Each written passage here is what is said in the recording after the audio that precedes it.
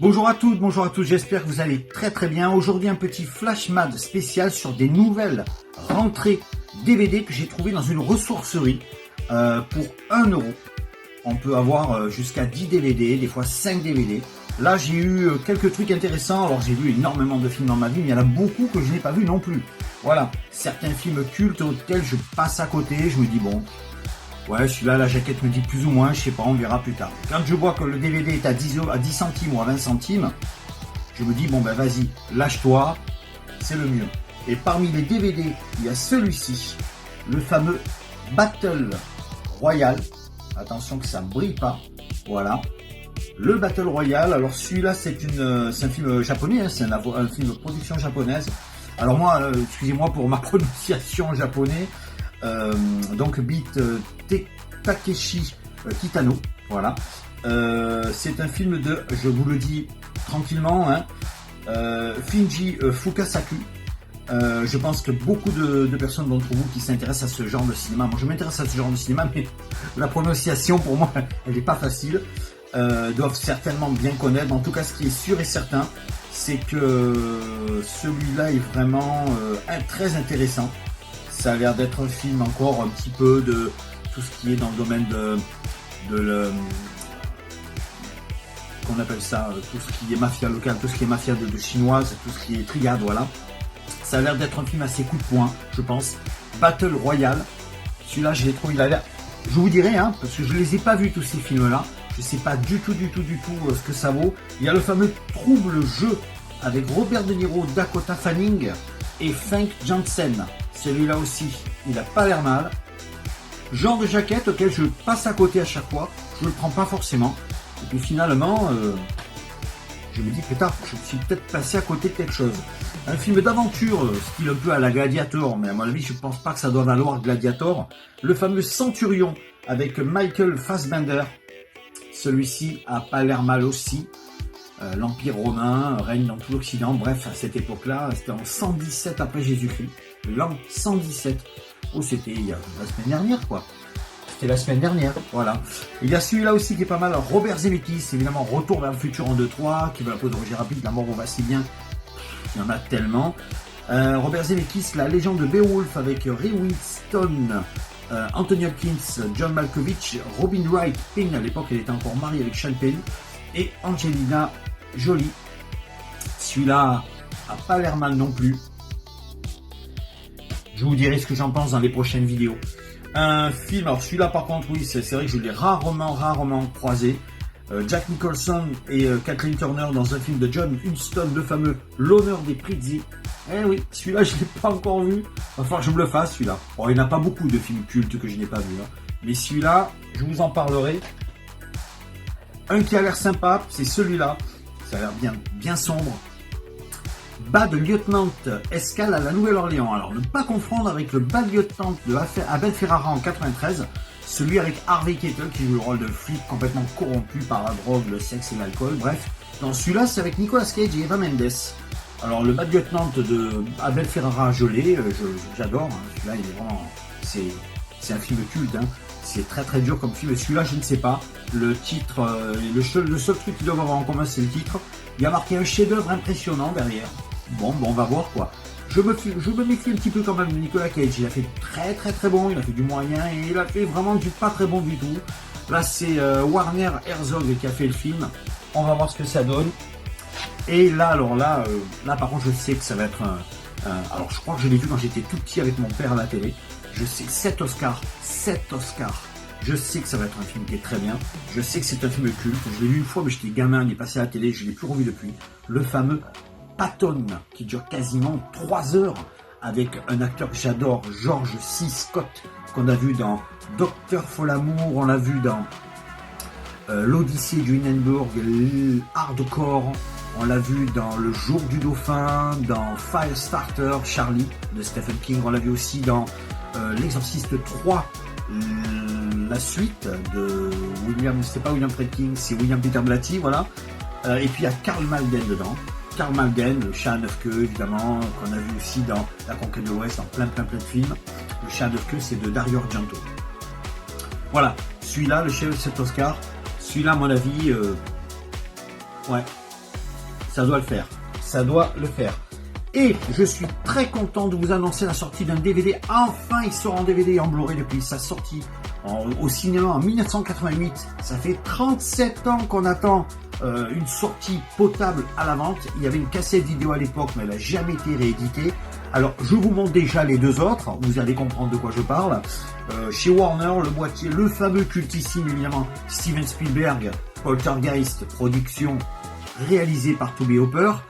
Le génialissime Poltergeist, le terrifiant Poltergeist de 1982, avec son petit boîtier Warner.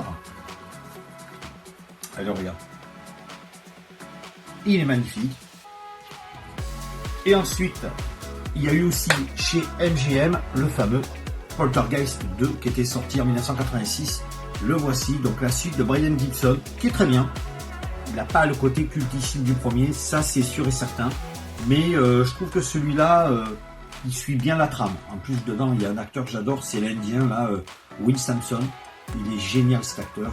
Dans Vol au-dessus de Nipuku, entre autres, dans Orca, enfin bref. Il y a Julian Beck, qui est quand même très terrifiant dedans, qui souffrait d'un cancer de l'estomac et qui malheureusement est décédé peu après le tournage. Voilà, il y a beaucoup de des effets spéciaux, tout ça. Celui-là était pas mal aussi. Je préfère 1000 fois mieux le premier, c'est un chef-d'œuvre. Celui-là, c'est une suite honorable. Mais enfin, ça y est, il était temps, quoi. Les éditions BQHL nous ont sorti Poltergeist 3. Enfin, ça y est, en DVD en France pour la première fois. Il n'a jamais été édité chez nous. Dans un petit fourreau cartonné, regardez comme il est beau. Alors, à savoir qu'il est sorti en 88. Il a été réalisé par Gary Sherman. Dedans, on retrouve Tom Skerritt, Top Gun, Face à Face et Au milieu coule une rivière, entre autres. Nancy Allen, évidemment, hein, la collègue de Murphy, Peter Weller, dans les Robocop. Et puis la jeune Heather O'Rourke, qui malheureusement décédera pendant le tournage. Alors, le tournage aura lieu entre novembre 87 et mars 88. Il y aura eu un petit retard, puisque le 1er février 88, la jeune actrice nous quitte de complications intestinales, je crois, et elle avait seulement 12 ans. Voilà. Le film, ils ont pu le finir comme ils ont pu, évidemment. C'est quand même dramatique. Elle était toute mignonne en plus, la petite Heather O'Rourke. Voilà. Mais voilà, donc Poltergeist 3 sort en DVD et il y a le Blu-ray avec le Blu-ray dans la même jaquette, les mêmes.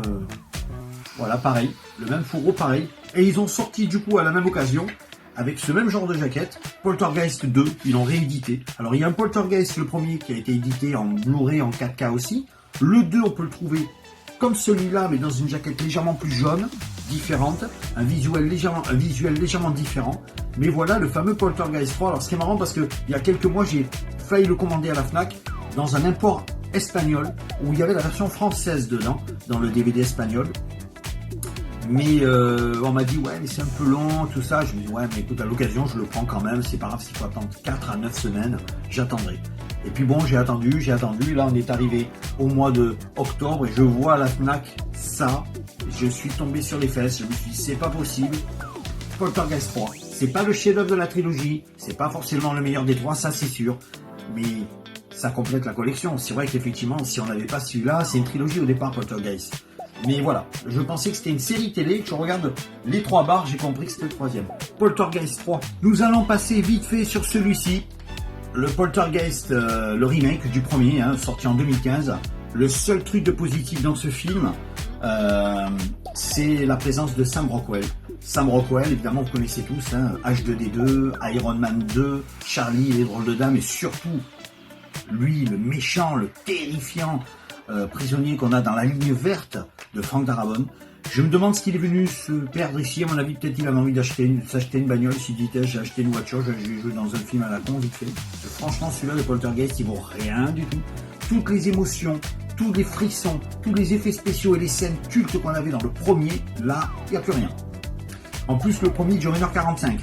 Vous avez de longues scènes qui se passent pendant 1h30, et à un moment, vous vous dites, le film est fini. Bonnard. Mais ça continue. Et là, vous avez le dernier quart d'heure qui est absolument terrifiant dans la fin de Poltergeist. Là, le film au bout d'1h30, il s'arrête, mais il revient pas. Hein. Il y a générique, c'est fini. C'est que là, c'est beaucoup plus court, quoi.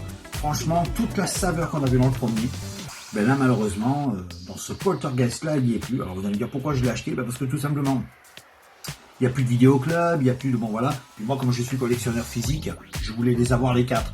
Mais c'est vrai que j'avais jamais vu.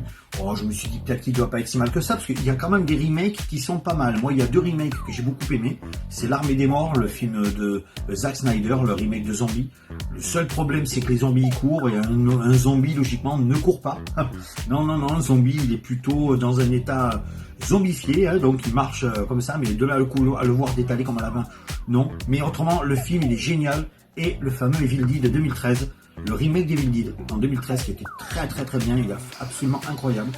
Mais alors là, entre celui-là, le remake raté, et le Fright Night avec Colin Farrell de Vampire the Vampire en 2011, je crois que là on a atteint le fond.